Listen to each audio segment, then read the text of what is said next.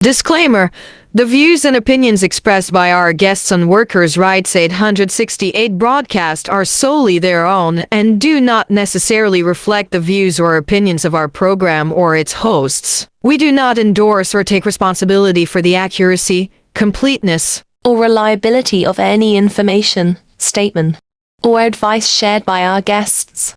Listeners are encouraged to conduct their own research and seek professional advice before making any decisions based on the information provided during our program. Workers' Rights 868 broadcast is not liable for any loss or damage that may arise from the use of or reliance on the information presented during our program. Disclaimer: the views and opinions expressed by our guests on Workers' Rights 868 broadcast are solely their own and do not necessarily reflect the views or opinions of our program or its hosts. We do not endorse or take responsibility for the accuracy, completeness, or reliability of any information, statement, or advice shared by our guests.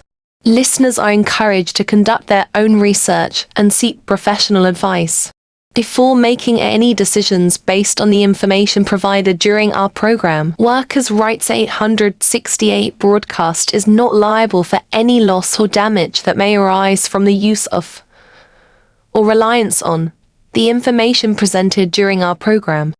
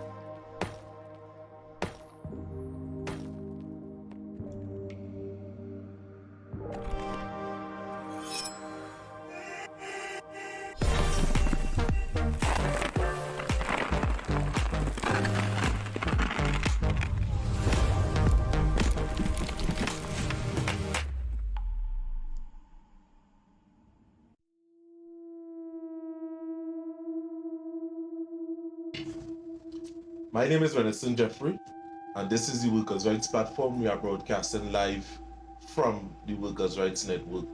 Now, on the 29th of February, we would have journeyed to Sangre, Grande, and where we was going to interview someone by the name of Candice Edwards, in which had a compelling story, in which would have brought us from one end of the island, Labre, and journeyed to Sangre Grande. Now, at the same time, we would have capitalized on the opportunity as to bring forward this matter in the talks that the police service have with the community of Sangre Grande. Now, we was retained by Miss Candice as to cover this entire story, since we had was to come from quite Labre. Now, the distance between Labre and Sangre Grande is 50 miles or 81 kilometers. Now, we would have journeyed there because of the story that we was hearing all through the media about a particular situation with an officer that goes by the name of Lamuel Cortez, and various other incidents in which he was involved with, in which the people of Sangre Grande is alleging. We all know this story. It was aired here on this platform, in which we would have picked up from social media, about this interconnection, this alleged interconnection between him, an ex-police, and a gang leader or a drug lord, as the villagers would have well said. Now, many people would have met their demise, and many people, a lady in particular would have said that her son would have met the demise of the said officer. And many other people would have spoken out concerning this whole situation. But what was funny about this whole thing is when we would have reached there, by this thing that the police would have had with the community, in which he could come and he could speak out and he could vent concerning matters that is taking place there, we would have discovered that anybody who they would have thought that is adverse to the police were met with a particular type of opposition. Now, we understand the setup. And when we would have witnessed that day, I would have sit down with the other members of the Workers' Rights Platform and we would have discussed a way going forward. And we would have purposely, the management of the channel would have purposely taken the initiative not to broadcast for a while until we would have gone to the UNC crime symposium, in which we made the same information there. But what was funny about this whole thing is we would have observed many of the people that was in that symposium would have attended this UNC crime symposium. Now I'm saying they are the ones involved in it.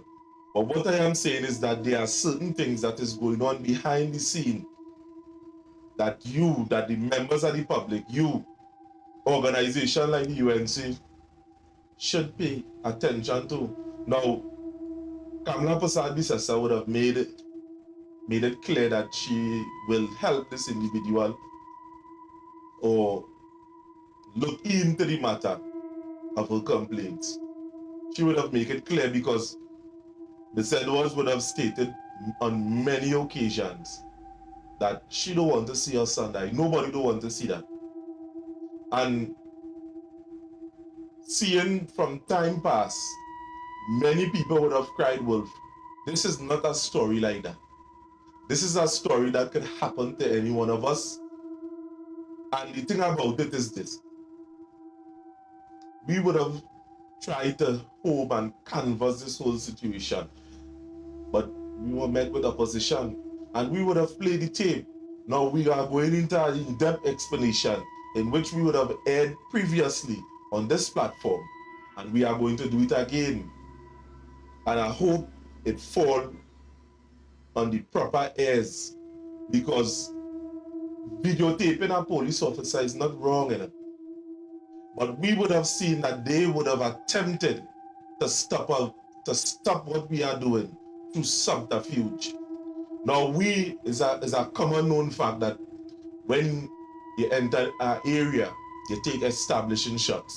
Now the police force that was there in that symposium on February, where they was having February 29th, you know what they would have said? That we are willingly taking pictures of their vehicles to show the members of the public. And in explaining that to them, the little small team that we have, because we had somebody undercover there watching the scene, we go just walk into the lion's mouth just so. Grande is one way in, one way out. And what we would have heard from the residents, we had was to take extra caution. So they would have tried through subterfuge to tell us that we had photography in their vehicles as to show the members of the public, in which we would have never done. And when that have not been accomplished, Nanton from corporate communication of the TTPS would have stated that we cannot take the seminar. Even after the factor, we would have explained to him, and Ranky soon, I can't remember he rang, but that is why I hear what in his presentation, that we cannot take the open mic session, in which we would have explained before that we will retain by members that was present. And what would have taken place is this. He would have said that if you want any footage, we had to apply for it. But is it against the law to tape? And it was quite clear, I made that quite clear to him. And he would have insisted that I stopped tape immediately.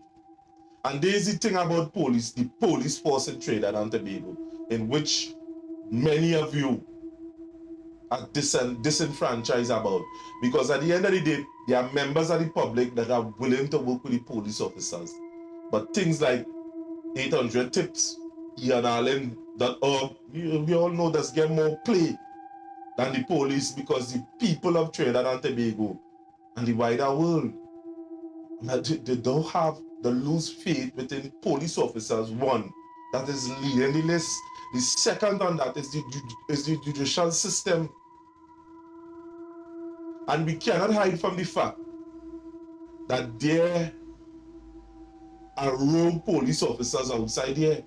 And when information would have reached to you, members of the police force, concerning things that is happening within your domain, we are expecting you, the citizens of Trinidad and Tobago, because we are making this one here local, that you look into the matter. And when things like this go unnoticed, this is what has caused the breakdown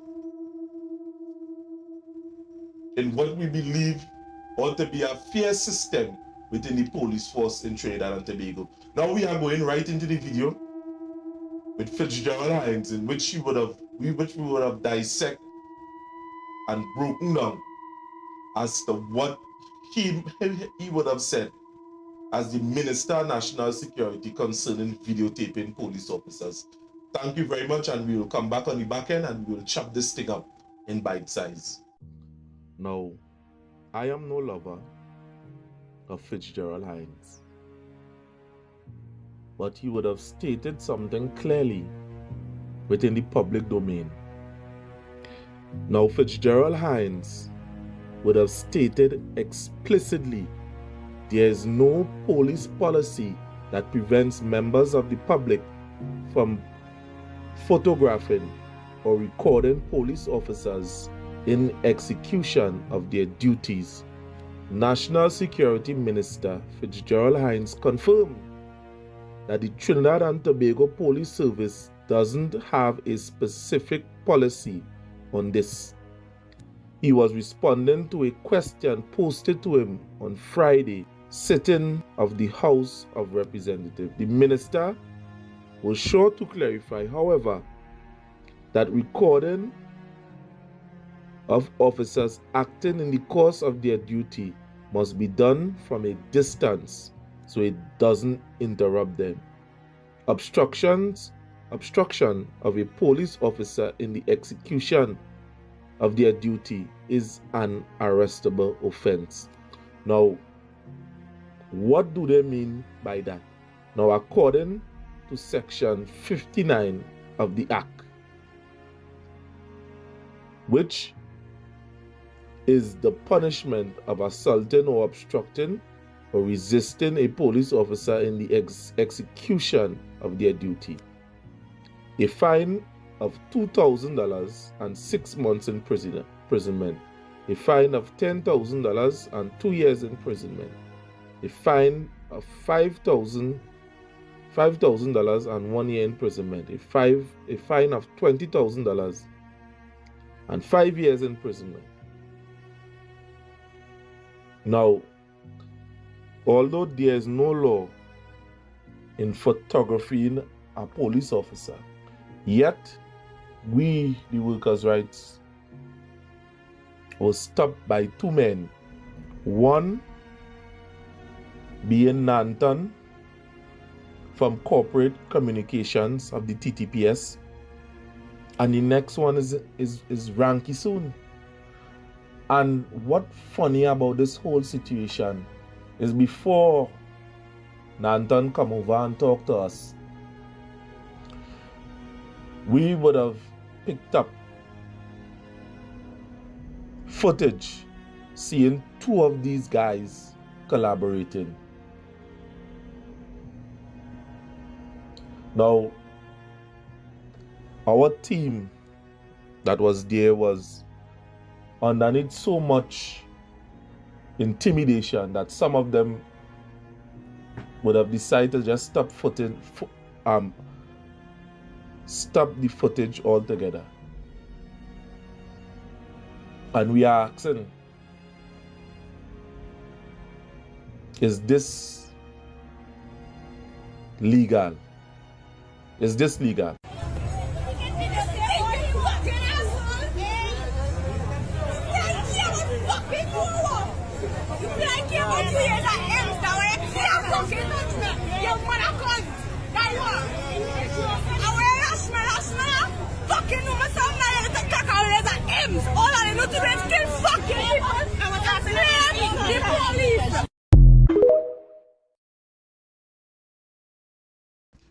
Right, we are back.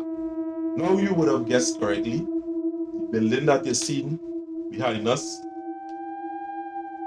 is the PNM headquarters.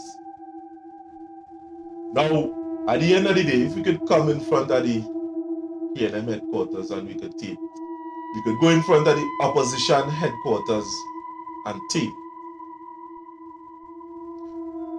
What is the problem that the officers of the Sangre Grande police station don't want us to tell you, the public? What it is they don't want us to know, what it is they don't want you to know, is the officers of the Sangre Grande police station higher than the people in that building, or the people in the opposition building?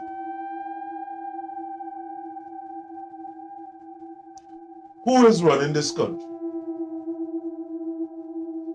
At any point in time, if you see Rowley within the public domain, he can't tell us stop taping him.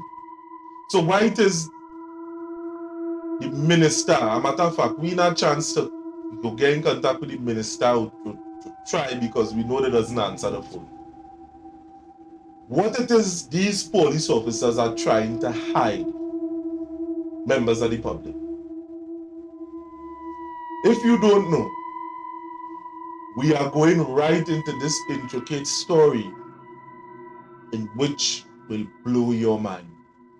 Stay tuned. Buckle up.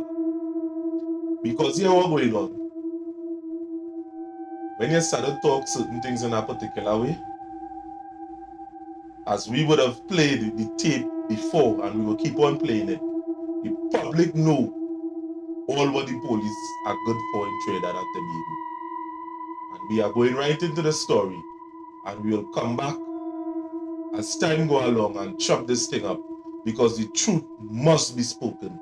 My name is Renison Jeffrey. This is the Workers' Rights Platform, and see this provocative interview.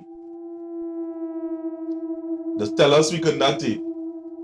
We have plenty materials in which we are going to divulge during this whole week, as you, the members of the public, could see the kind of rogue system, police force that you have. Now, this is not a thing to bash all police officers in it. There should be police reform in Trinidad and Tobago, and the right to intervene should be implicated within that reform as something that would have taken place in California. And that when one police officer see the next police officer doing wrongdoing, they must intervene. And the good ones and them, separate yourself from these rogue elements. See what is going on. Find out what is taking place. Yes, we know the batch thing. But what is wrong is wrong. This could happen to any one of you. We are going into this complex interview, and we urge you, members of the public, pay attention. Thank you.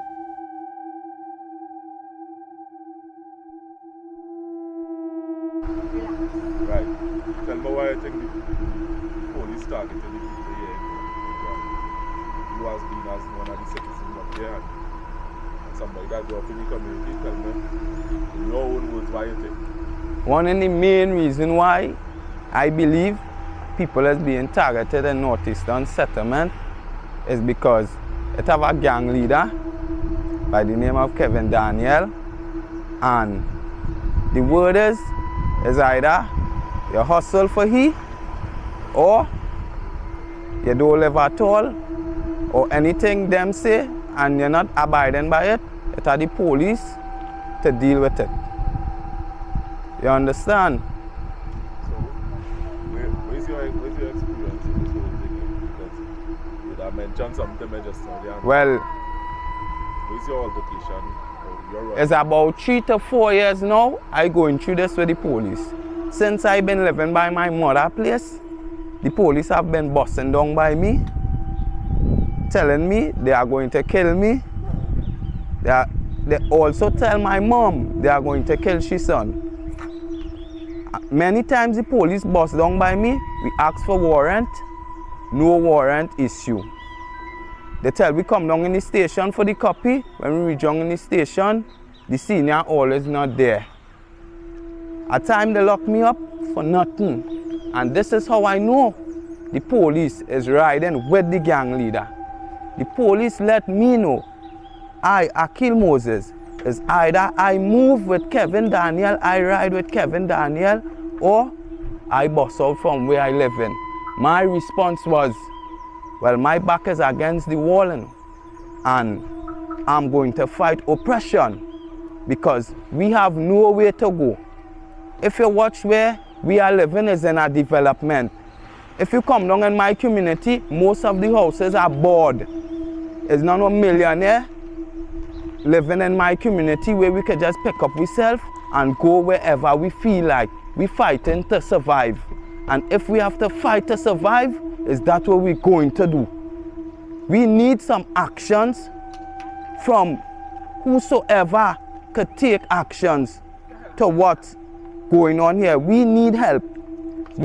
So we're hoping to achieve here by attending this seminar here with the police and them. Well, I hoping to achieve that. You see, that squad of officers, it have in Grande, the gang unit, and certain task force by the name of Cortez and his task force batch. These officers need to be split up or suspended until further investigation is taking place where people could be freed and go to work and be on the road at peace, because simple as someone going to work fearful for their life. So you don't feel safe at all at this point in time, seeing that these officers still on duty? No, we don't feel safe. Look, yesterday he work, right? Look, yesterday he work. He came up by us in the Hilux. He and 4 other officers. They make the patrol. They saw me alone. They drive slow. I whip out my tablet like I was videotaping them. I was not videotaping them, else I would have the video here to show you. I was not videotaping them, but I know that would have get them fear. I coming out the Jeep and jumbie me. But I was in a yard too. So that's the next thing and make them jumbie me, because I would have deal with them and I put them in the place if they are warrant to come in this yard. Because they know it has certain things we know about them that they have to follow the rules, you understand? They watch, he pull out his phone, he start to tape me. But with the taping now, I just move with the father. I say, Moses, he taping and he up to no good. You see what you're saying down here by yourself? Get up from here and move. He going out. You know that same said vehicle come on the next side where we live in, where I could see the road itself still. And see I come out the yard and walking, going back in the back and fly wrong. Well, I glimpse the vehicle. Well, I know. Now he now see me. You see, I had nothing. Everything was. So I say, I not going and stay there. I run and I hide at the side of a house. They come out the vehicle. They start to walk around the house. They start to search. They start to this. I say, in my mind, I'm saying, it has so much crime going on in the place. It has so much crime going on in the place. And all you only study to target. So where you feel the search from your house for? Because you had anything on you? No. Now, members of the public, you would have thought you hear something funny. But the reason why we would have asked that question is this. We would have heard this saga before. It's not that we defending criminal elements, but that could have been a setup right there. That could have been a setup. And that is the reason why police officers need to be outfitted with these body cameras and them. So we are going straight back to the interview, and we urge you to pay attention. This could happen to anyone. Pay attention. To come back and ask you that you dropped something with this package was about? No, well, I never make them see me, you know, because I know how advantageous them is. I will have nothing on me and I could end up going down in the station and get a gun. That's how fearful we is for we life right now. It have no justice for Northeastern settlement people. So, if you had to sum up this in a message that you want to send, let's say for the Prime Minister and the Commissioner of Police, where you want them to mostly pay attention to here as to what taking place? Okay. I want them to pay attention to the youths in the back by us, because a lot of the youths are getting victimized. A lot of the youths have no case and are getting set up with 2 shots and pound of weed and obscene language and resisting arrest, and it's not so. Because the type of police we have in Grande is very vicious. Not all police are vicious, but the ones who are in the criminal elements are very vicious towards people. It come like they're abusing their power and there's no one to tame them. They're like mad dogs running wild. Now you would have said something I asked you, I go ask you, bound to think. If you Yeah. want to pass on the question, you pass. Yeah. Now the answer is simple. This far, if you make it this far in the interview, you would have seen or understand from the words of the villagers there. For this particular villager, in perspective, which is a microcosm, because there were thousands of them, I'm not going to exaggerate, there were a lot of them that was there, and they would have chosen the young man as to speak out concerning what is taking place with them in that village. They are not afraid of the police as to no wrongdoing in it. They are afraid of being set up by the police. Now there's a difference in which the police carrying out their jobs and you are in keeping with the laws of the state of Trinidad and Tobago and still falling prey to criminal elements, which is rogue police officers. That is what people are afraid of. Nobody not there and saying anything that, you know, we drunk, we tried. These are people that want to try. But still the system is against them. And again, we would have been there. We would have seen what taking place there on the ground, because there are more interviews that we are going to play here. Now, we would have seen it fit that we play this thing in its entirety, that you might have a better understanding as to why the people there are speaking out. And this is not a joke. As I say, this could happen to you, it could happen to your friend, it could happen to your sister, it could happen to anyone. This thing is not a joke. And if this is what is going on within our country, you need to pay more attention than this. And don't get tired. The corporate communications of the TTPS, you are not the law. You too fall under the law of Trinidad and Tobago. You are not above it. You are just enforcers as to distribute certain things. So when you are having this conversation with us within the public domain, you ought to explain yourself. Why, in this case, you see it fit to break the law? Is it this is the story that you don't want out in the public domain? People of Trinidad and Tobago, think about what you're seeing and what you are hearing. The alleged story. You could only get this here on this network. So we are going right back into the interview. Nobody afraid the police, because I mean, if you're in the right, you're not supposed to afraid. The only person that's supposed to have fear of the police is criminal elements. And what they are saying is that let the police wear body cameras. Let there be somebody responsible. They ain't asking for the police station to go. I know some of you fanatics are going to come with certain stories, but what you think before you talk now. Again, we are going right back into this interview with this gentleman, and then we are going into the whole thing with the police in our head. My name is Renison Jeffrey. This is the Workers' Rights Platform. If you're in subscribe already, subscribe today. With that, we are going back into the interview. Thanks for listening. I hear a story with your wife. Yeah. She would have said something. You would like to explain that situation? Yes, I would love to explain that situation. She would have missed a job opportunity. Yes, yes. The first time I entered my home, because they're saying we're not doing nothing with we life. They're saying we is gang leader, we is this. But I have my beautiful family, and before all this bacchanal, I used to work as an orderly in Grande hospital, right? Before all this bacchanal and the gang leader and telling people what they had to do and all these things, and the police targeting people. I used to work as an orderly in Grande hospital. And after that, I realized like it have certain people marking me where I'm working. So I say my life is worth more than any amount of money in the world. You understand? My life is worth more than any amount of money in the world, and my family means the world to me. I don't feel that nobody could protect them like how I could protect them. You understand? This is why I'm here today.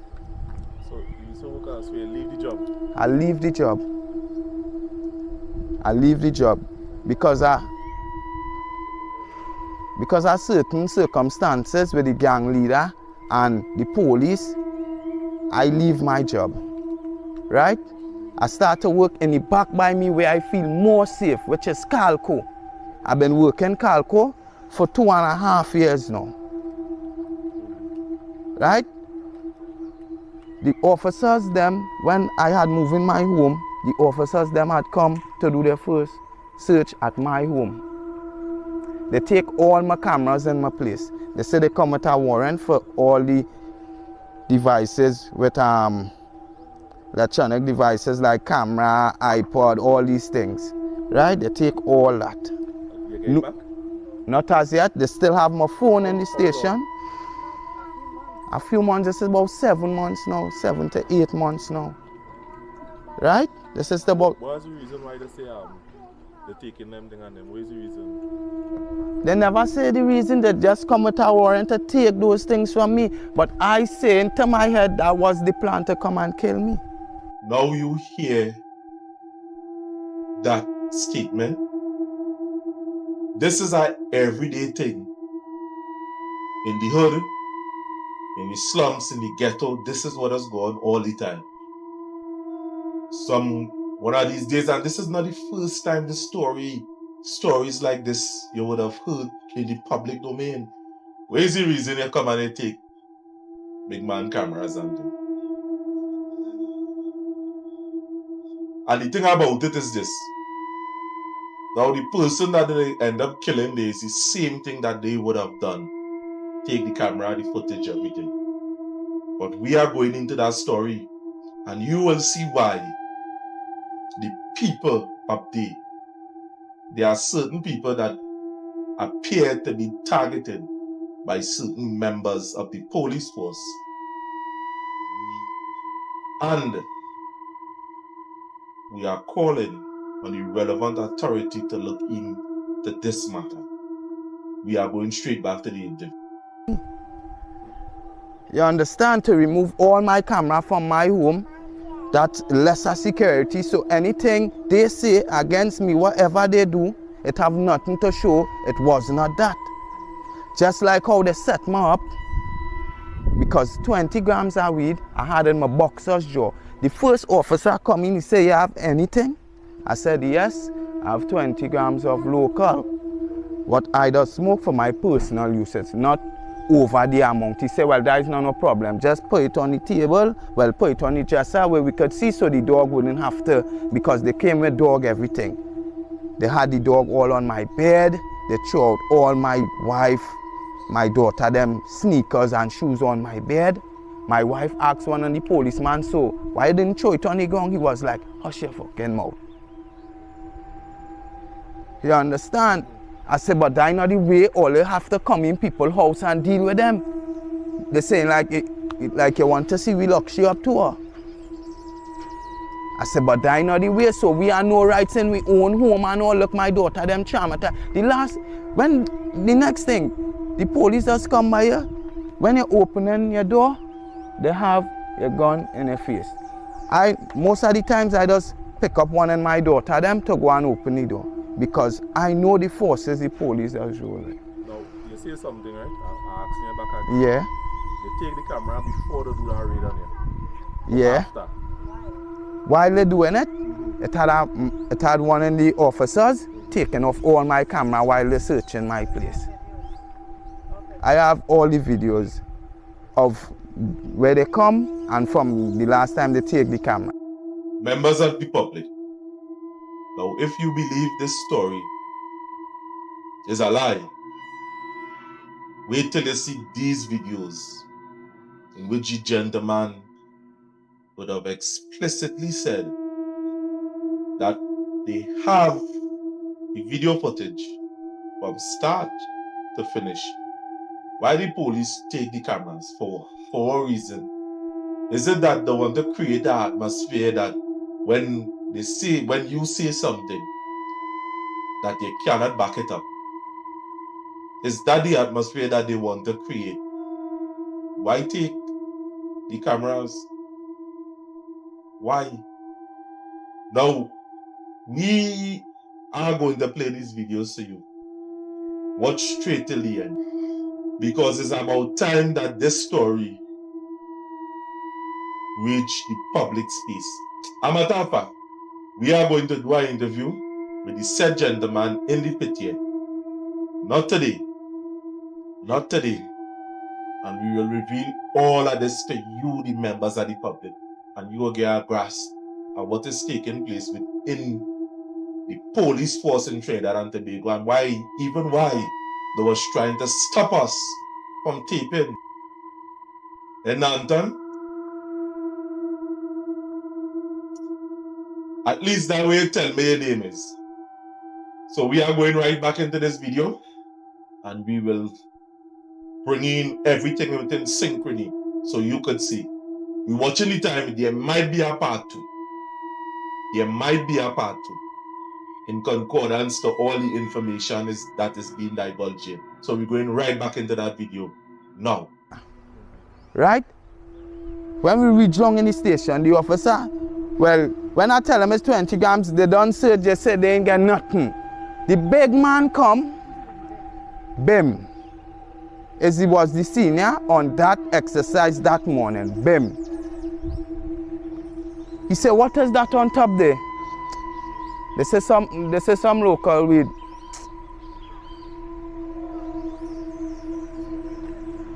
Huh? Right. Yeah. He said some local weed. He said, here what? We going with the 2 in them this morning. Take them. We going with the 2 in them this morning. Take them. So I say, what you mean take them? My daughter them started to cry. I said, what you mean take them?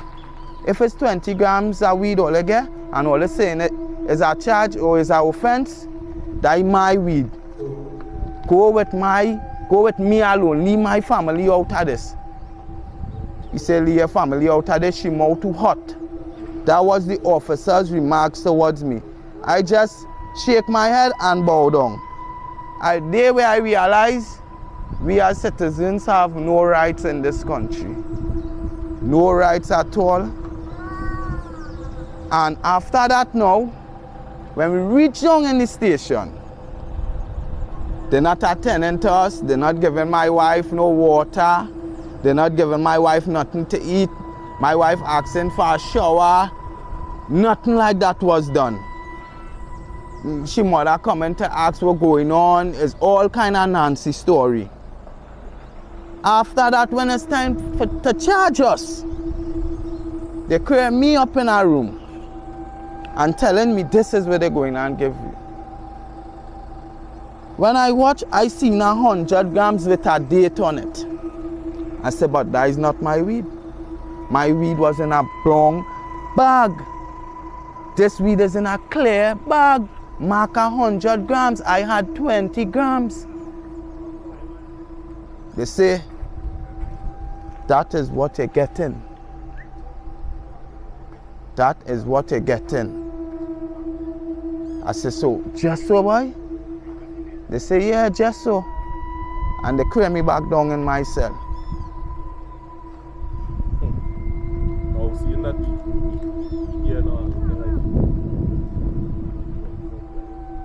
you say something, someone of the whole thing in a nutshell. What it do to Right. After that now, this is the part what hurts my heart, Auntie. Me and my wife get up 3:30 to go down by prisons for my wife to get you with a job as a prison officer. Pass everything, don't do our exam, everything, and you know what was the cause of my wife not getting through? That same 100 grams, Sangre Grande officers on that said morning who searched my place and find 20 grams of marijuana and come and give us 100 grams cost my wife her future of not getting a job to see about her family. And we need a stop to certain things because this is why the crime rate is so high.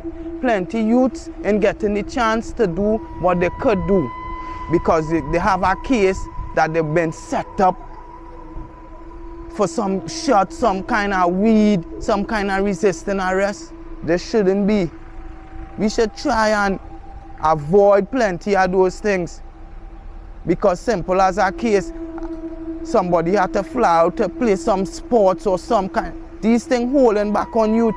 These things holding back on our future generation. And we need, as the elders and as the people on top, we need to step up. We need to step up. Thanks. Yeah. Make sure you take my good side, eh? Yeah, good side. I see MP mark on anything. Is he MP for this area? Toko Manzanilla. For Toko Manzalina? No. Toko Sangre Grande is Roger Monroe. I am Koboto Manzanilla. So this side that they come here, where No, come? this is Toko Sangre Grande. Alright, so you hear most of the stories that the residents was saying. Yeah. Where you think about it? In a nutshell. But basically, what has happened is not only Trinidad and Tobago, it's the rest of the world. And we have our issues like everybody else. But I believe, first of all, exactly as the police commissioner would say, listen, it's only God to take us out of this and sense. So she coming here today? Well, She's I do hope expected. so. I do hope that my dear lady will come today. Alright then, Because thank you very much. you're welcome. You work with who? You work Workers' rights. Oh, workers' right. Oh, yeah, sure. Right, we are back. Now we are going straight into the interview, into the little seminar that the Sangre Grande police officers, in conjunction with the rest of the police force across Trinidad and Tobago, would have had in the Sangre Grande Civic Center. The little piece of thing that they allowed us to take and still break the law in the process. So we're going to start it. And as I said, there might be a part 2 because this thing, trust what I say, it real stink. And the authorities need to look into this matter. Trust what I say. So we're going right into that interview now.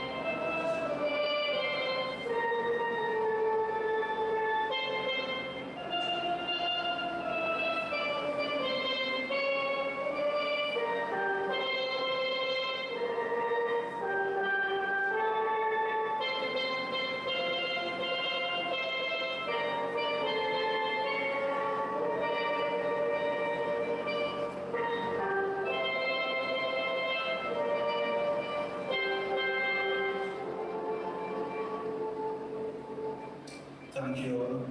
I just ask you all to remain standing as I welcome Apostle Govind Bihari to open us in prayer.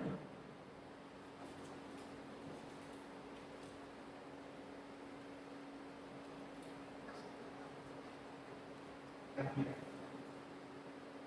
like to acknowledge moments the Member of Parliament for Knutu Magdalena, Dr. Rai Rager, the Councillor, the Chairman rather, of the Sangre Grande Regional Corporation, Mr. Kevin Phillip, Councillor for Sangre Grande South, Mr. Calvin Cicheran. We also have the Councillor for Valencia East Local, Ms. Anastasia Penny. The President of the Sangre Grande Chamber of Commerce, Mr. Wayne Hoggins. The President of the Eastern Business Merchants Association, Mr. Ricardo Mohammed. The Assistant Commissioner of Police for Tobago Eastern, Mr. Collis Hazel. The Senior Superintendent of Police Eastern Division, Mr. Ryan Khan. All First Division and Second Division officers, specially invited guests, and you, the residents of Sangre Grande. I say good evening. I am Police Constable Felix Passar, and I will be your chairperson and moderator for this afternoon's program. Without further ado, I would like to invite Inspector Vikash Ramkisoon, who will make welcome remarks. Thank you.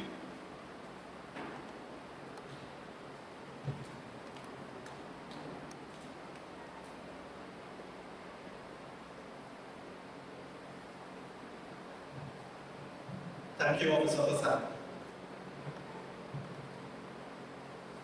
MD for Knutu Magdalena, Mr. Rai Rager, Assistant Commissioner of Police, Mr.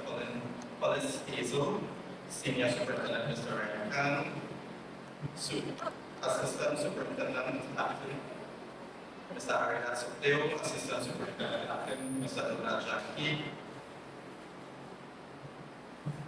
my fellow officers, especially invited guests, and our lovely residents of Sangre Grande. As introduced, I am Inspector Ramkisoon. I am the current head of the CID and Task Force Eastern Division, and I am based at Sangre Grande Police Station. First of all, I really want to say how pleased I am to see the attendance here tonight. It is well attended, it shows that you all are committed and concerned about the welfare of Sangre Grande, and I want you all to give yourselves a round of applause for that. Very well turned out. Must applaud you. Now, touching on Sangre Grande, what I want to show you all is that the management of Sangre Grande Police Station, and by extension the management of Eastern Division, remains committed towards making Sangre Grande a safe place. Our concern is increasing public safety, reducing crime, reducing the fear of crime, and improving the quality of life for you all. Our current status, just want to share some stats with you, because we must share this with you. As you know, we are a state body, executing state powers, and as a result, we are accountable to the people. So I want to share some stats with you. We at Sangre Grande, we are in a very good place, I must say. Our current SRCs for 2024, from 1st of January to now, we have recorded 25, as opposed to 2023, which there was 64 serious crimes. This is a significant decrease in crime by 61%, and this would not have been possible without you, the people, the assistance of you. So, with that idea, I want you all to give yourselves a round of applause. Now, what you all may not know, in addition to these statistics, by extension, Eastern Division, is leading the way in terms of the lowest crime rate as per capita. Not just numbers in crime. We're looking at the population density, which has grown significantly, you all would agree. In the last, let's say, 5 years, 7 years in particular, our community has grown probably by about 25%, I would say. And yet still, with the work that was done, we managed to keep the area safe. That is, as I said, as our foreign speakers say, how did we get here from last year to now? There were a number of significant factors, plans, and strategies that were implemented, of course, by our head senior superintendent Candice. Some of which I'll share with you. One of the main focus that we had was improving community relations. Because we know and recognize that we cannot do this thing alone. Our society in general is not in a good place, and we have to work together. Some of the community strategies were strengthening our stem from our station council. We expanded our stakeholders, which improved our networking. We improved our neighborhood watch groups, which has increased quite significantly. We increased our WhatsApp neighborhood watch, WhatsApp group neighborhood watch. We again special focus on the youth. Well, we know there's a lot of different generation. Everyone here student will agree. Right? And we have to be focused on the youth. Added to that, some of the other initiatives were improving. We looked at the efficiency of our investigations and intelligence gathering. Measures were put in place. Certain particular measures were put in place directly by our senior superintendent, Mr. Grande. And clearly from those statistics, you can see 61% reduction in crime, which is 48% crime. We implemented a joint army patrol. We expanded our coverage of the people in the as it relates to CCTV cameras. I know someone's going to speak on that, so I wouldn't go on that much. But what I can say is that there was station proposal, there are the implementation of cameras around the community. We increased our policing strategies in high crime areas and strategically based on patrols, based on statistics. So we won't patrol in aimlessly, so to speak. And those are some of the things that we implemented and which resulted in this success. In further statistics, just because I know some of you all would be, SRCs way you all would want some more statistics in relation to particular crimes that you all would be considered. So let us start with murders. Now, at the time when I got this was, we were at 100% increase in murders. However, unfortunately, we had a couple nights in the streets of Sangre. Shootings and incidents, we decreased that by 75%. Another pillar offense that affects society are the robberies. We reduced robberies by 75%.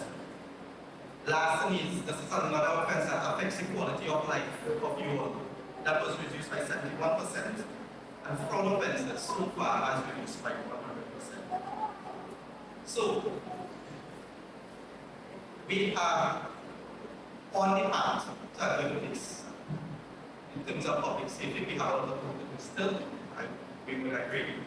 And as I said, it is with the cooperation of you all that this will be done.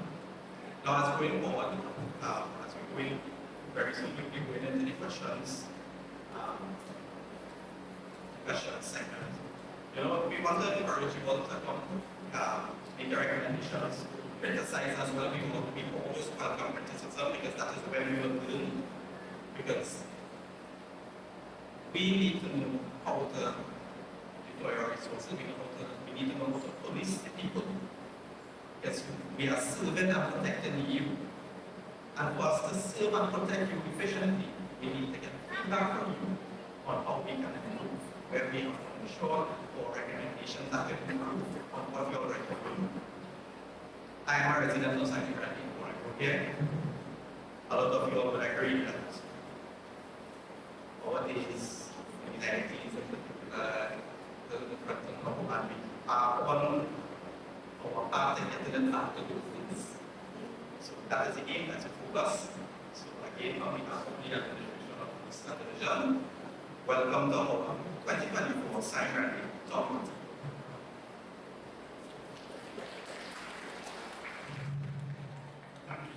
Inspector, one of the things we've realized so far is that we are keeping with the vision in Trinidad and Tobago Police Service. We get every police, every community in Trinidad and Tobago safe, starting at Sangre Grande. Thank you, sir. Also, we have the Vice President of the Sangre Grande Police Station Council, Mr. Gavin Lazama, who will just bring us greetings as well.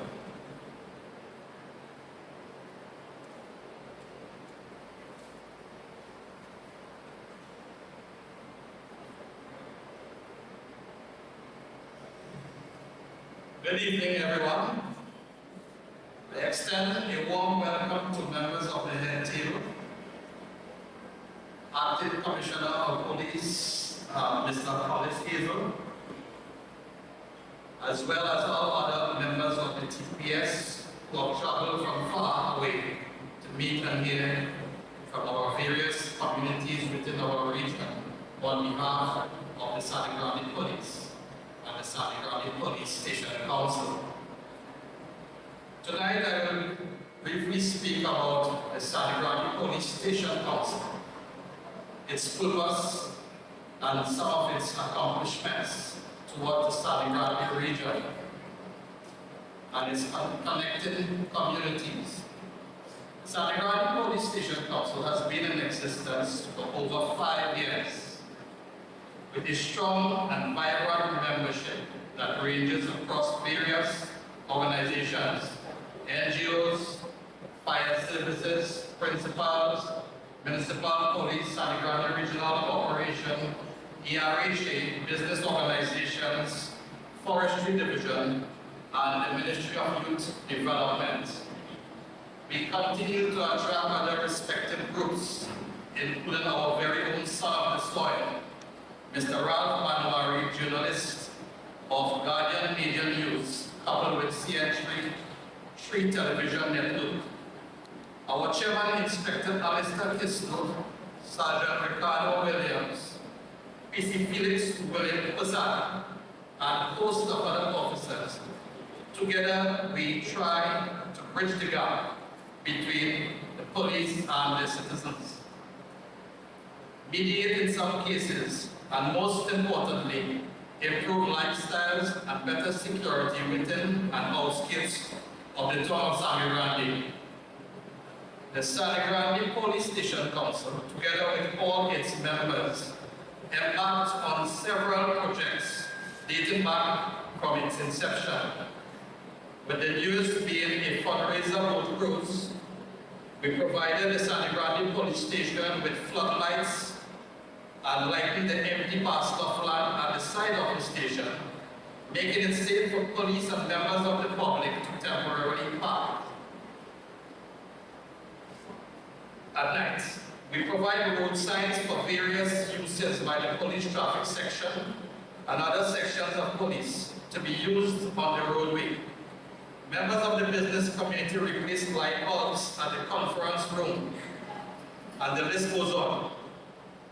Our most significant achievement thus far is our CCTV camera surveillance room, which I refer to as our very own command center. In almost every meeting since our inception, one of the most frequently asked questions was members asking for police presence everywhere. This question boggled my mind And for many years, I would try to think of what the station council could do as a solution for the scarcity of our human resources. Police officers cannot be everywhere. A request is made, so at one of our meetings in October 2022, I brought up the idea of adding cameras everywhere and building a camera room for the police to monitor everyone who made requests. My chairman gave the green light to proceed. Knowing my Sagittarian nature, I accepted and began making numerous calls and speaking to various companies until I met a guy who I thought was even crazier than me. But with a significant difference, he had all the experience and expertise within the field of camera surveillance, and to top it off, he was already involved with various arms of national security, making it easier to get along and communicate. After several meetings with myself and members of the station council, together with our chairman, Inspector Kisto, with the blessings of our senior superintendent, Mr. Ryan Khan, who were very cautious and gave us strong advice and guidance moving forward. On Boxing Day, December 2022, while everyone was having a good time with families and friends, Mr. Kenneth Charan, business owner, Mr. Adrian Amin, Ultimate Solutions, and his team of employees and I started creating a space inside the Sangre police station radio room, which was ideal because there were already police officers assigned for duty 24/7. We added our first set of 4 cameras around the station, hardwired without internet. It was the most satisfying sight seeing the monitors lit up with live video footage of our town. Expressed by all who were there, including police officers, we felt satisfaction that the journey towards creating a blanket of employable cameras to cover our region will give almost all citizens the satisfaction that the Sangre police is watching over them to ensure their security and safety. It's been a little over a year since we have a network of over 40 cameras placed in strategic locations recommended by our trained police staff. This project continues to show progress, and we at the Grande Police Station Council are looking forward to growing this network towards the future, with the main goal making our region of St. Andrew and St. David a safer place for all. Thank you very much.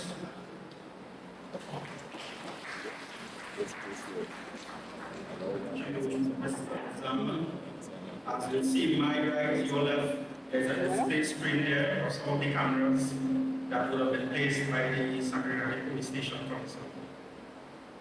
Without further ado, it's my honor to acknowledge and even welcome the Assistant Commissioner of Police for Tobago Eastern, Mr. Candice Hazel, who is going to bring greetings. Thank you.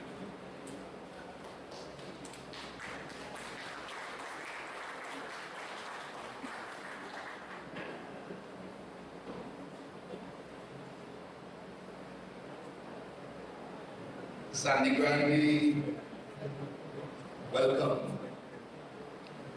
I want to take the opportunity to acknowledge the member for Parliament, our councillors,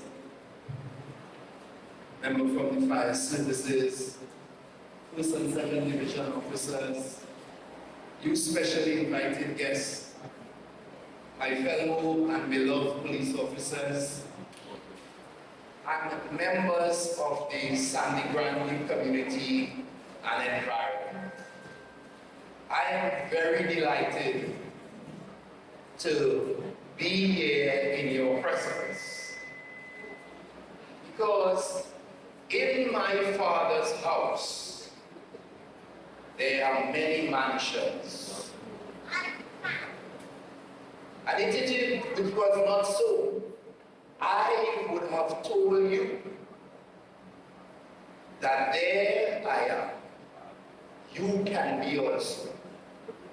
And I'm very happy that you have responded to the call of the TTPS, in which we utilize these opportunities to engage our stakeholders to come out and chat with us, come out and discuss with us, come out and share your views as to how we are serving you or not serving you, and how we can make representations to move forward. The Trinidad and Tobago Police Service, in which I have the honor and privilege to be part of the distinguished executive, is pleased to have you and to hear from you. Our stakeholders are some of the greatest resources that we have. And therefore, in order for us to make Trinidad and Tobago a better place, we need to work with you, and you work with us. And then we can mutually define our problems and provide solution towards working to that problem. And this is all about the strategies while we embarked on having town meetings to hear from our residents and our burgesses in our method, our modus operandi in how we are doing things. I want to say to you that I stand here as the executive officer with responsibility for this Eastern Division and Tobago Division. And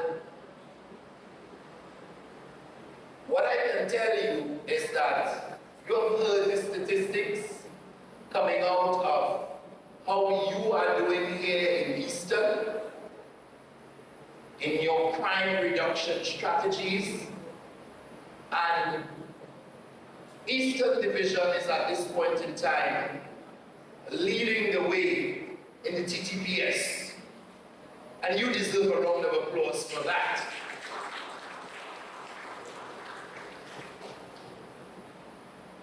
However, as we continue to navigate, as we continue to work with you and on your behalf, it is important that we hear from you. It is important that the executive hear from you live and direct as to how we can better serve you. I must say that we are not a perfect organization. We are crumbling at times with some of the up-to-date challenges that we face in crime fighting, in dealing with a public that has provided all kinds of problems in which we are called to be lost in today's Solomon and Gomorrah. And therefore, I am saying to us, let us work together. Let us understand that crime is everybody's concerns. And if we are to work together, we ought to respect each other.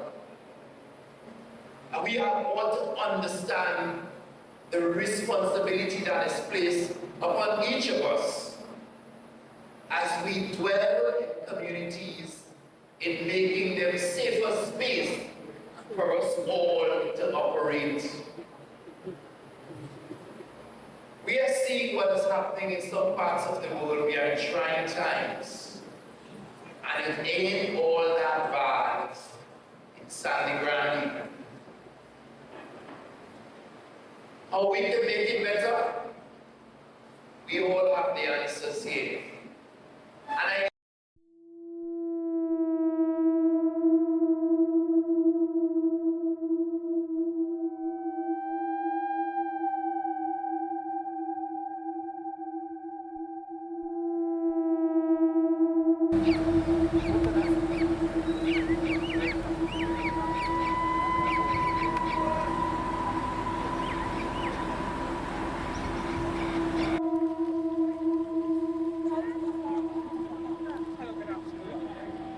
Hi, Mr. Ellison. Good afternoon, good afternoon. Oh, it take away so long to come. What do you rest out here? Maxi, With the maxi delayed, so we have to travel. So we come up. we had to, well, I tell them we had, they can't come. Alright, And for the rest of the people, I don't know, but I am here. Right. Once you hear, you hear. You coming to show? Yeah.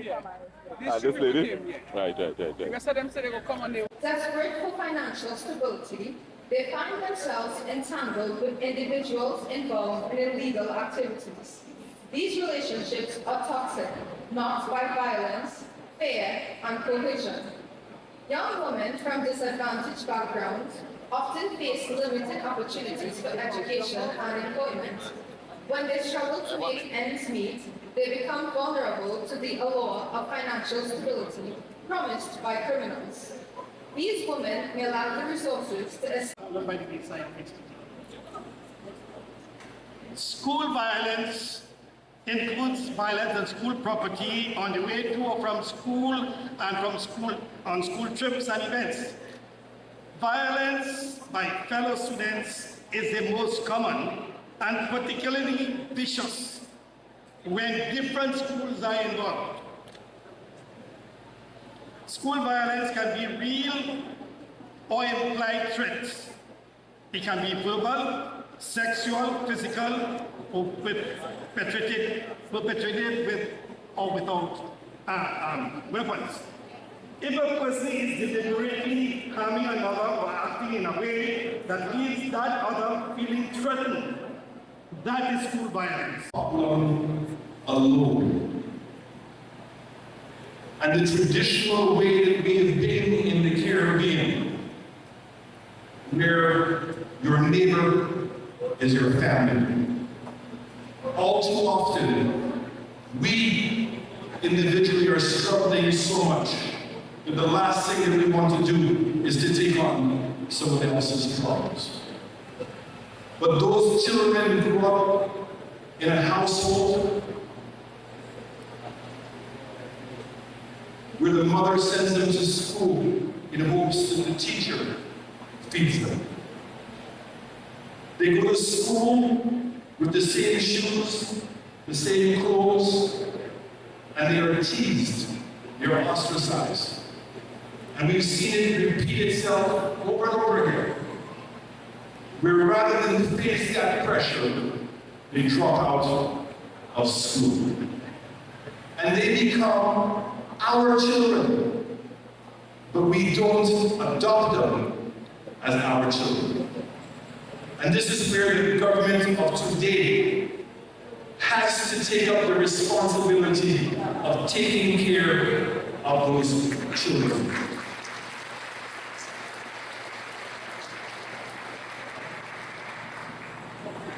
I want to thank Mr. Manshahai for what he spoke about at schools.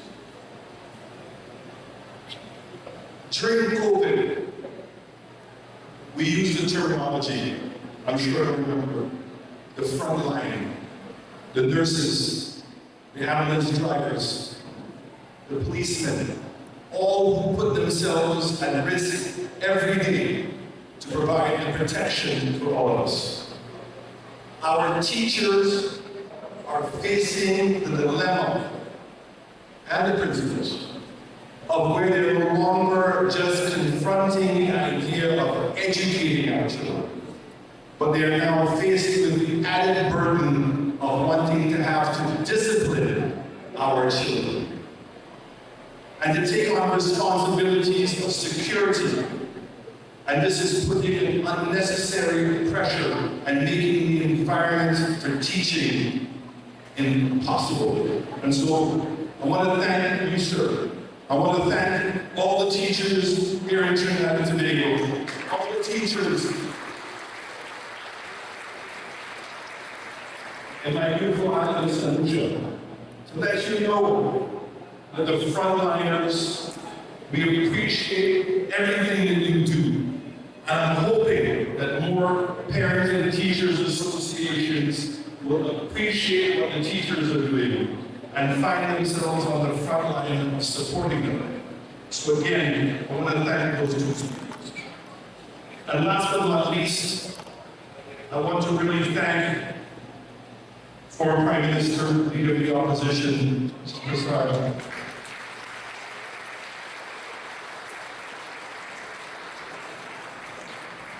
for breaking the mold, for being a person who is looking for solutions but not to blame anyone else.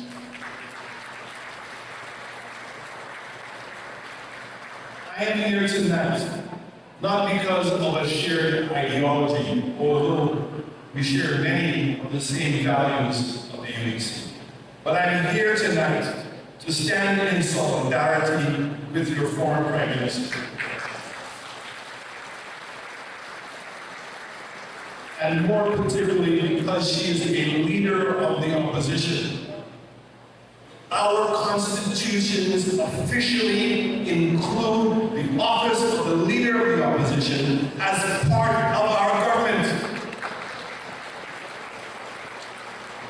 It cannot be a political party that's in government as the opposition, representing millions or if not thousands of voters, that every attempt is made to silence the voice of the opposition as if we have no role to play in the government. I am here tonight to give her support and say to her that she is in the right direction.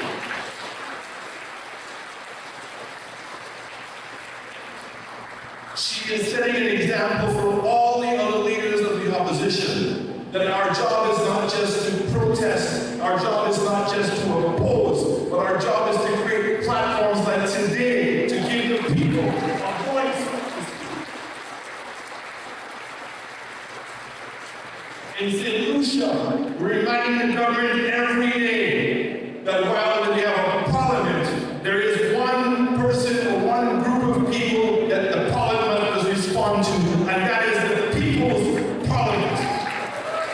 We must make sure that the voice of everyone is not lost. And so today I want to say to you, Madam Leader of the Opposition, congratulations on taking a positive step in developing your country and to make sure the voice is heard. And I want to say that she is so visionary that we had a discourse this evening, and to say that we are going to take this voice now to the region and form a collective group of leaders of the oppositions and to make sure that the voices of the leader of the opposition in the Caribbean region is heard by the CDB, by the World Bank, and by CARICOM. And we're no longer going to be the national voice representing all the people who did not vote for the government, and to make sure that that voice is listened to and given a seat at the table. So again, thank you for your courage.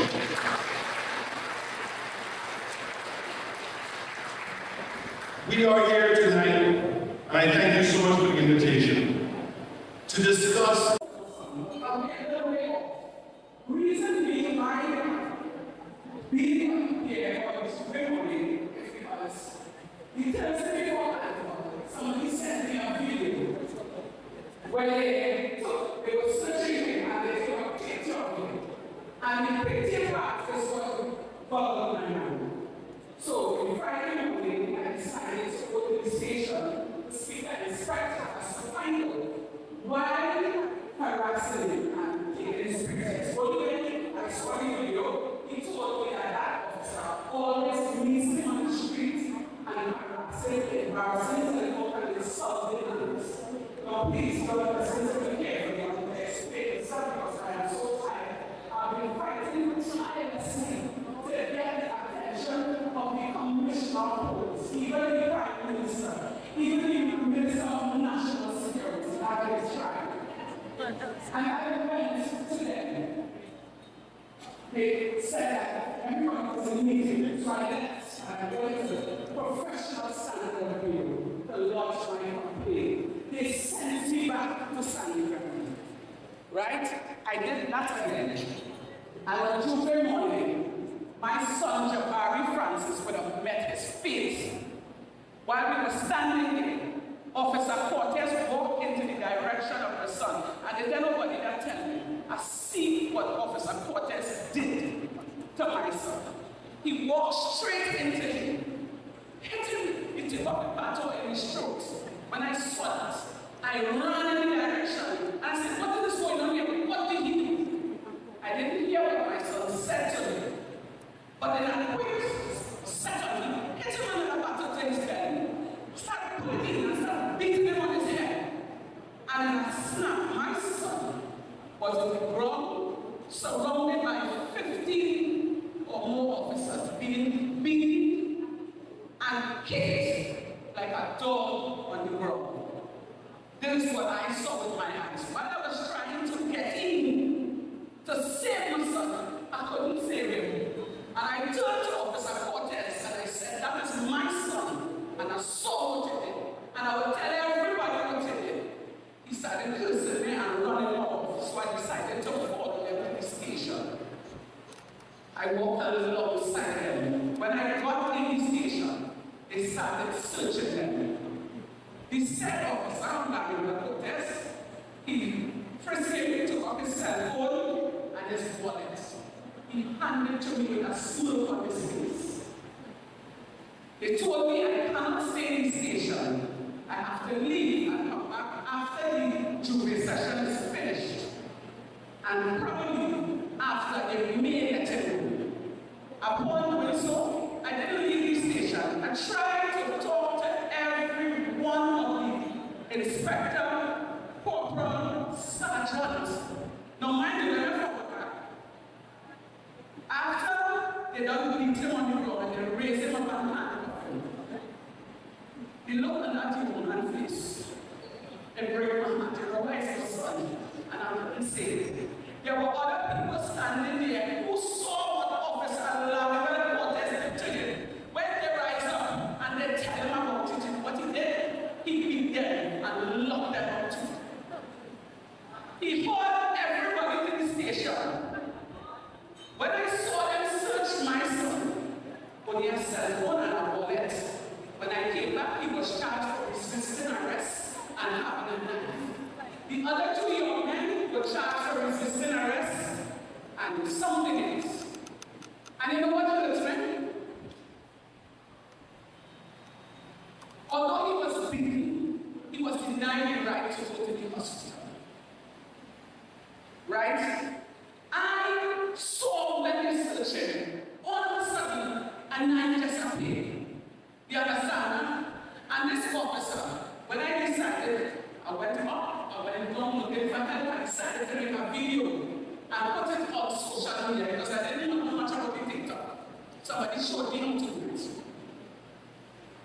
The Saturday afternoon, a squad car pulled up in front of my house, introducing themselves, saying that they are from the Sangre police station, and the inspector sent them to my house in relation to a video that I posted. So, I put them in the place because I tried since before the Tuesday and Friday. I tried to talk to them because I tell myself something was coming. And it's only then my son started opening up to me and telling me, Mommy, every time this officer sees them, he always interferes with me. Tell him how can I degrade things. Now mind you, this is not the first time. The first time, there was an officer by the name of, forgive me if I'm long, I just want to get the story over because I've been fighting. I can hear your pain. I can feel your pain. And we look into this matter. Where is he going now? Where's your son? He got to work because he has to go to help me a lawyer. Have they charged him? They charged him. So we take your number and get all lawyers want to see if we can help you. Further, I will have to serve. I will have to serve as a claim officer. any allegations that you are making. I do not, and we do not take ownership of the allegations. I want to make it clear, so it will be investigated. And you'll get a lawyer to see how best to help yourself. Thank you very much.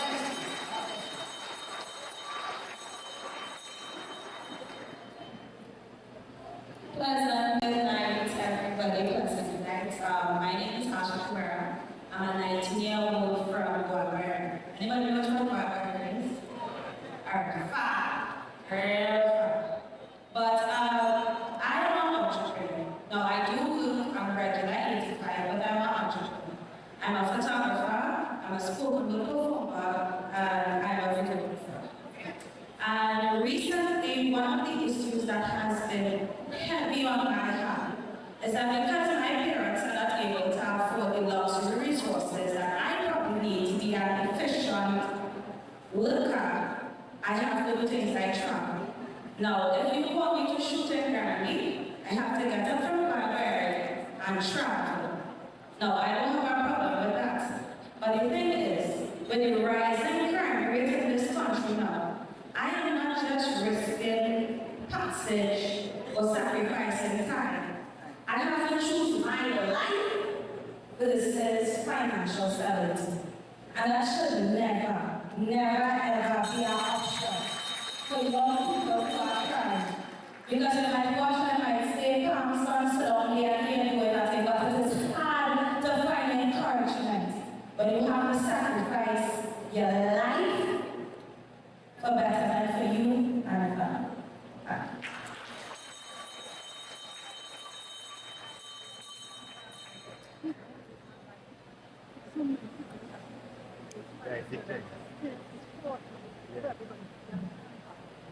Good night, everyone.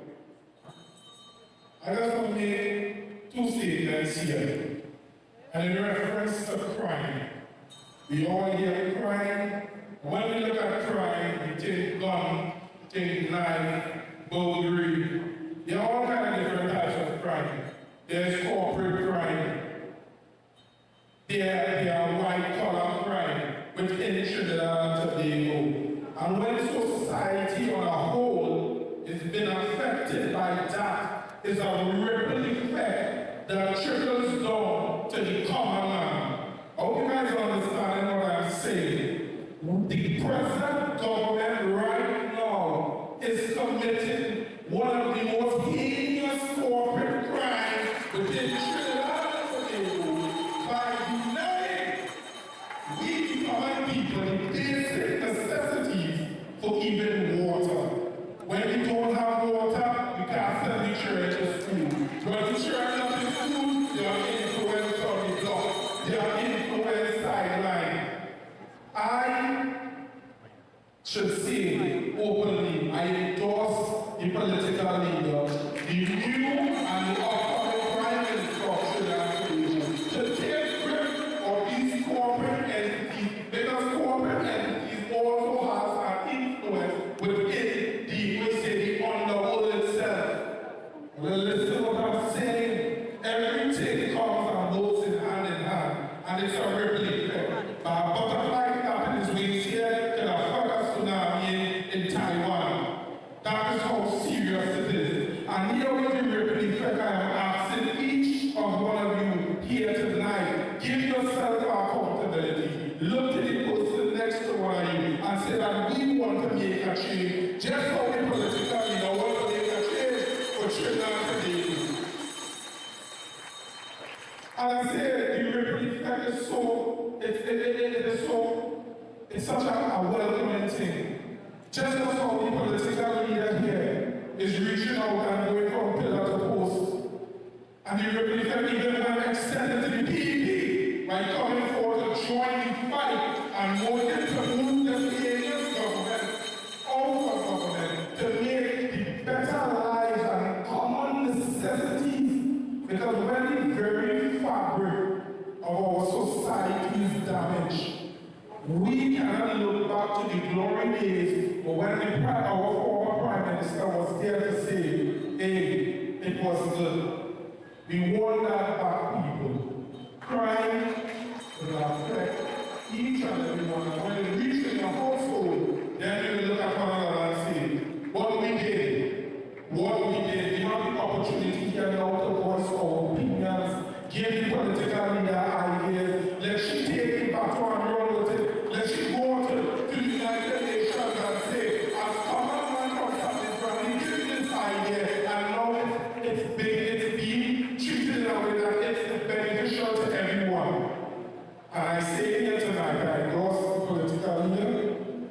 moving forward in 2025.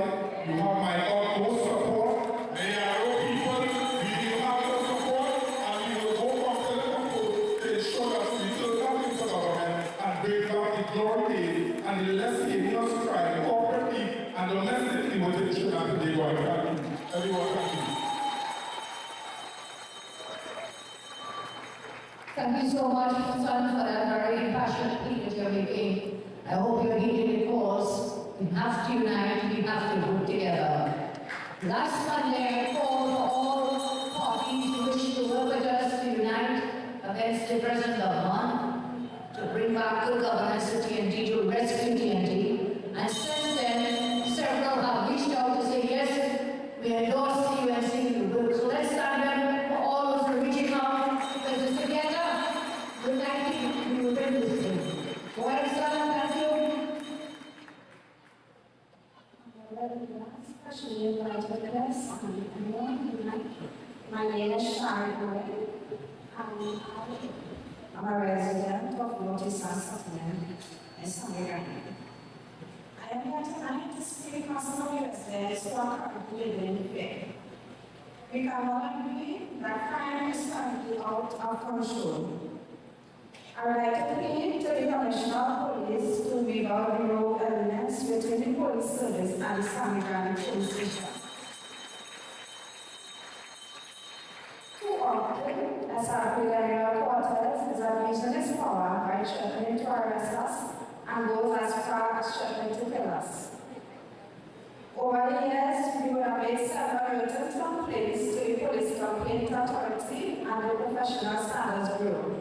However, we are still awaiting feedback, but this officer continues to terrorize us. The vision of the Trinidad and Tobago Police Service is to make our country a safe place, but even in our homes, we do not feel safe. There's a lot of skilled persons in my community, and I believe that emphasis should be placed on employment as we try to eradicate poverty. We envision the partnership with the police service as we strive to achieve safety and security throughout our community. I graduated with a master's in business administration from the University of Bedfordshire in London. I can easily get a job, but what about those who are constantly being harassed, constantly going before the court and stuff, and they are able to get employment? I think that we should try to eradicate poverty and try to get this work and employment for these skilled people.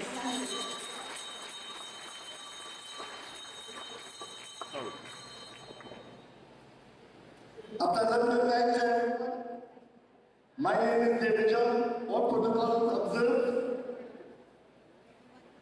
Ladies and gentlemen, when I look at the head table behind those that are seated, I see there is a statement crime affects everyone.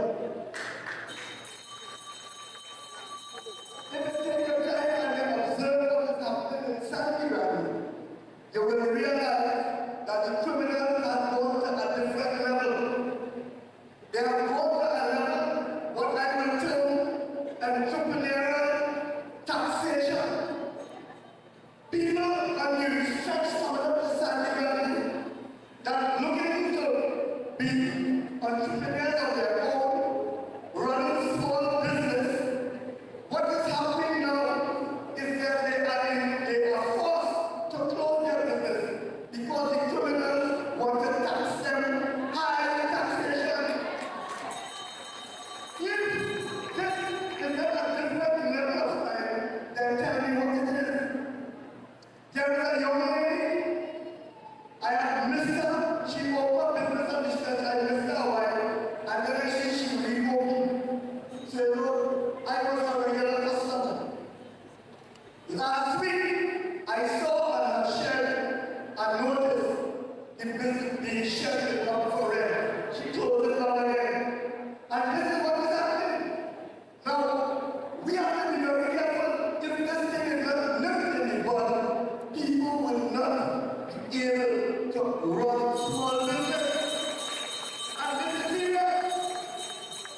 But I don't want to be long. But I just want to touch one serious point before I close.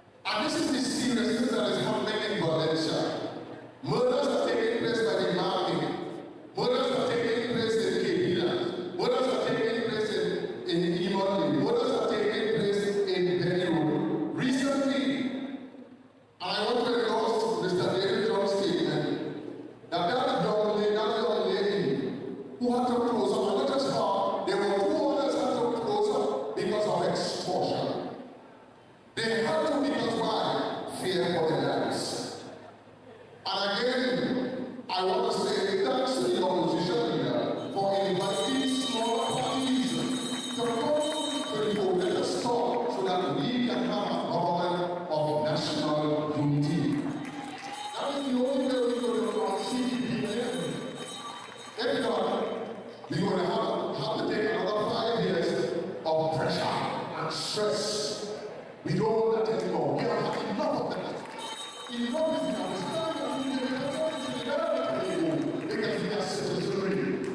And in closing, there are more than 75,000 squatters in Trinidad and Tobago. And if the government is serious about revenues, why not bring in a right to these squatters?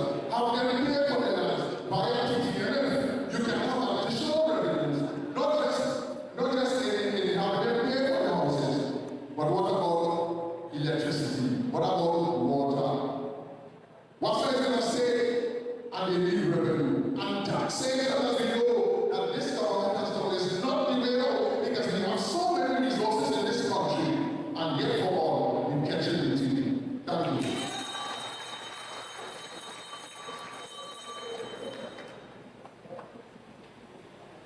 A president, ladies and all of you,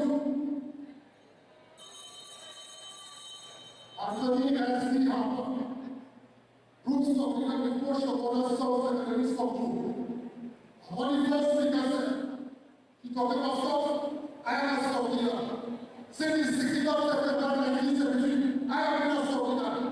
I have been in this government for 50 years. And I want to say something here tonight. I am sick and fed up of praying in this country. Every day I pick up the paper to see whatever getting away. Coming up, soon we say, what is happening in this society today?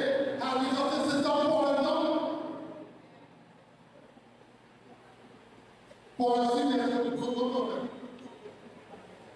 Is it getting down in the system? What is going on today? Ask yourself, but I will say the other night, we have to start ending that control and the destiny.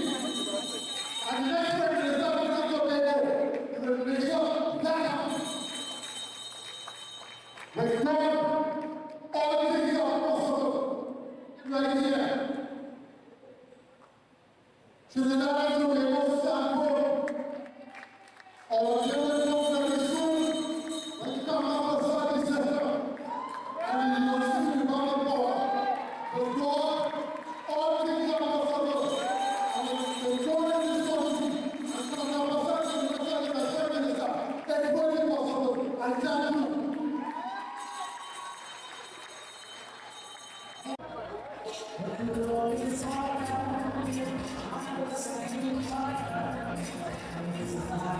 Thank you.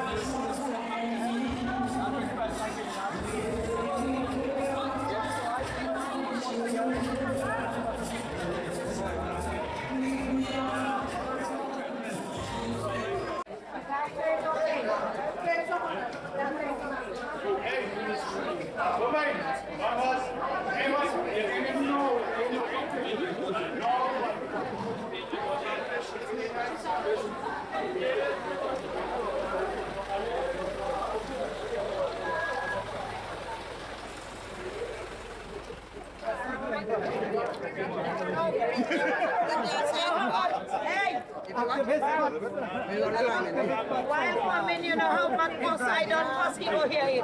I don't cost he 100 there.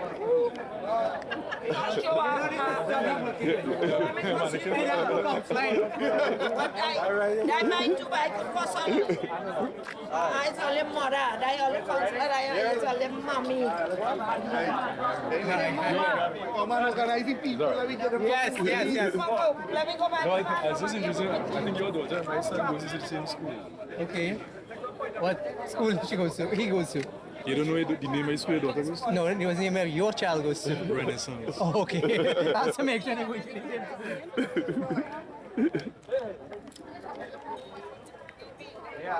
Hi, how you going?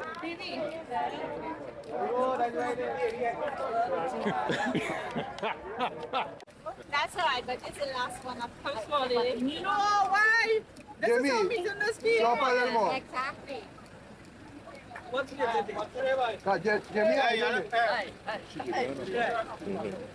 Oi, hey, you're rich. No, well, let me then finish this. How do you live? But I know what you're and I know you're not here. Right, my name is Renison Jeffrey. This is the Workers' Rights Platform, and we are back. Now, we would have went through this whole saga. We tried to rush down everything. We cut, we paste, we fit up. We tried to put everything in one take so you, the people, could see what is taking place within your country, the type of corruption that's taking place within Sangre, Grande, the level of exposure that with Miss Candice. And if at this point in time, some of you are saying that you know what take place, you're damn lying. My name is Renison Jeffrey. This is the Workers' Rights Platform, and we are going in to the part that we understand the most. This would have reached straight to the top. And I being the person, one of the person that would have exposed it. If I were missing, or you know where to look. My name is Renison Jeffrey. This is the Workers' Rights Platform, and we are out. I can hear your pain. I can feel your pain. And we look into this where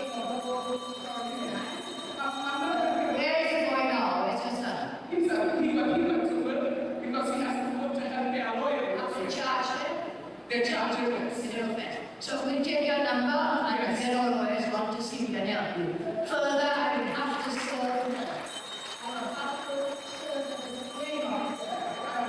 Any allegations that you're making, I do not take ownership of the allegations.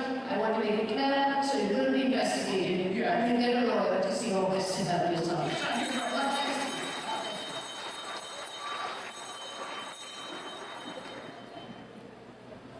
Pleasant.